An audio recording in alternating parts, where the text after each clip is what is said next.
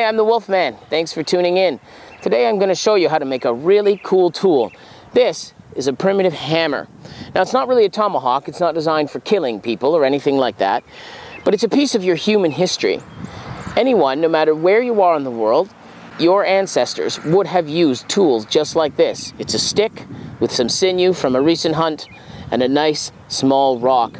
They would have walked all along the lake shores to find this. They would have spent an entire day making this because this helped us survive. Now, in order to create this project, I consulted with a really cool guy named Skeet from Sticks and Stones Wilderness School. Now, I'm going to put his YouTube URL right there, and you can take a look. He's got some videos and some courses. Really cool cat. I definitely would recommend you take a look at him. But this is a really amazing project to do. It really connects you to your human history, to holding this, thinking this was a tool of humanity before we even created shoes, before we created cities, cars, the internet, anything like that. Our entire human history right here in one tool. This is a really great tool. You can use it for all sorts of different things. If you're into flint knapping, you can knap it, make it sharp, all sorts of great things. So let's go ahead here, get started on the project. So before we begin any of this project, let's take a look at the tools that we're going to need to make sure this project is a success. One of the most important things you're going to need for this project is your handle. Now this is just a nice piece of stick I cut off a small live tree. It's really important to use a live tree and not deadfall for this, because you want to make sure that when it's cut you're going to have green wood and that it's going to be really nice and flexible for you. The next thing that you're going to need is a rock. This rock is as thin as I could find, and it has a nice shape, so it actually kind of looks a little bit like an axe head shape, right? That's going to be really useful for us.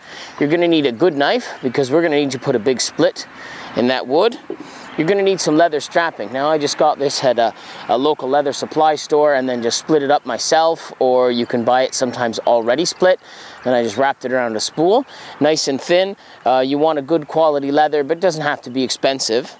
Next thing you're going to need is a little bit of salt. What we're going to do is we're going to pour some of the salt into our water here. The reason we want to do that is the brine solution is actually going to help the leather. First thing it's going to do is make sure that the leather doesn't absorb too much water. The other thing it's going to do, once it's actually soaking in the leather and the water is very, very hot, it's going to make sure that when you pull it out and you wrap it, you're going to get a little bit more stretch out of the leather, and then the salt is actually going to dry the leather and ensure that it contracts properly around your project. So this is it. As most primitive things, not a whole lot of tools and equipment needed. So let's go ahead and get started. So taking my stick, I want to have a quick look at it here. I want to take a look at the grain. I want to see if I can find the grain in it. Find if I can find any little cracks or dings in it that's actually going to help me along in my split. The next thing I'm going to do is I'm going to just take my knife. I'm going to put it right on top, just like this. I'm going to take another larger stick, give it a whack.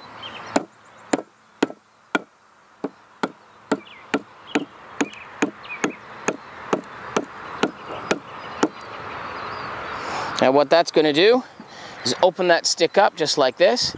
You can see that goes in for my end result, which will be to stick this inside it. The next thing I'm going to need to do is get some water heated up, get that leather in it, get ready for my wrap. Now because this wood is still green, and if we look inside, you might actually be able to see that it is actually a little bit green inside there. You're going to get the maximum amount of flexibility. If I were to use a piece of old deadfall on this, when I put my knife into it, it's going to split. It's going to split all the way down, probably to the knot, and then the project won't be quite as effective. So using some green wood is going to give you a little bit more flexibility in the project. Now that we have our stick cut, the next thing we want to do is get our leather in there. And again, you can sometimes buy this stuff at a local leather shop. You can also make it yourself, which is what I prefer to do. That way you know exactly what kind of leather you're getting. So I just take my leather, I'm going to coil it up, and I'm just going to drop it in the water. Again, you don't have to bring this to a boil. All you want to do is just make sure that it is completely submersed in the water and that there's a little bit of salt content in there. So while my water is boiling here, the next thing I'm going to do is set the rock. As you can see, I've got my knife in here, and it's a pretty simple process. I just take my rock and decide the thinnest edge of it, and then I'm just going to push it down just like this. Just like that. Now as soon as I get it started, I'm just going to pull my knife out, just like that. and I'm just going to use my fingers and I'm just going to push it down. Now you have to be really gentle with this process, otherwise what's going to happen is you're going to break your piece of wood right down to the end. You might even hear it cracking just a little as you start to push it through, but be really gentle, nice and slow. There's no hurry for this. Get it on in there. Now what I always like to do is make sure that once it's been set, that you have a little tiny bit of space at the top. The reason that I want this is so that I can actually put a couple of rounds of leather right here at the top and try to pinch that together. So when it's pinched together at the top, it can be pinched together at the bottom, and I'm going to have a really nice, good driving fit to that. So there we go. That's set. Next step that I need to do is wrap this in leather. The project's almost completed. The next stage in the project, wrapping the leather, all I do is I take my leather out of its stuff here, and I'm going to stretch it all out. There we go. Now as soon as I get it out, I'll notice it's really flexible. The danger here is that if I flex it too much, of course, it's going to break. So what I'm going to do is I'm going to start by putting my leather in an upright position, just like this. The reason we want to start with it upright is so that when I wrap, it's going to become invisible. So now, as you can see, I'm going to give it a bit of a pull, and we're going to take it and wrap it around just like this. And now you'll notice right away when I move my hand, you've got it starting to cover up all of the spots.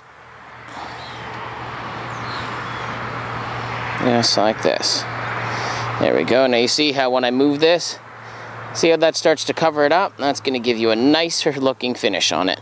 Now, wetting the leather and stretching it out as we weave it, what's going to end up happening is it's going to go way tighter than anything you or I could ever pull together by just using rope and glue or anything like that. I'm going to go ahead here, continue to wrap this up.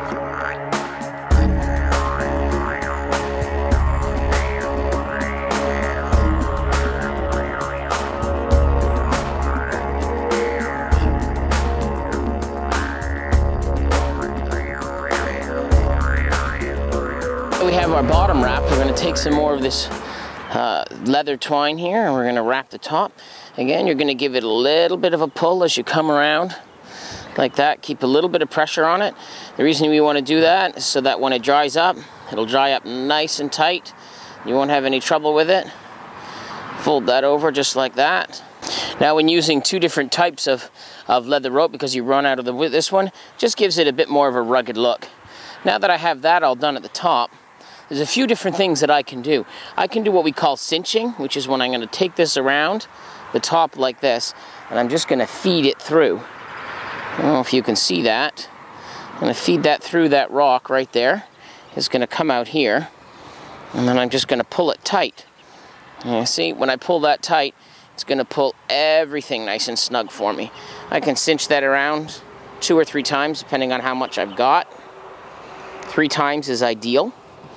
And again, I'm going to push this through between the rock and the space that I created, and it should eventually just pop out right here.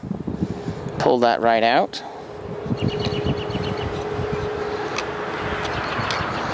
And continue on around. There's number 2. And then I'm going to cinch it on this side next, so I'm going to do the same thing. Hold it with the finger, take this piece here, just shove it on through. Eventually it's going to come out on the other side.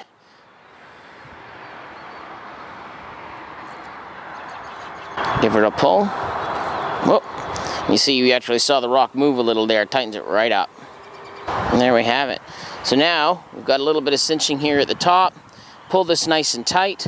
You've got this down at the bottom, keeping it tight. I'm just going to tie this off, and the project's done. So there we have it. You have your primitive tomahawk made by a stick right here, a stone, some leather strapping. That's got a bit of weight to it because I chose a really nice stone.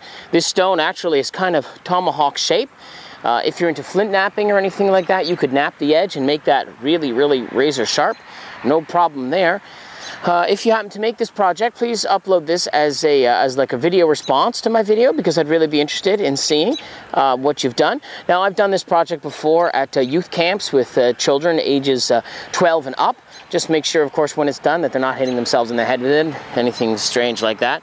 But this is really on there. It's only been on here a few minutes. Good and snug. I'd like to thank you for watching this video. I'm the Wolfman. Please consider subscribing.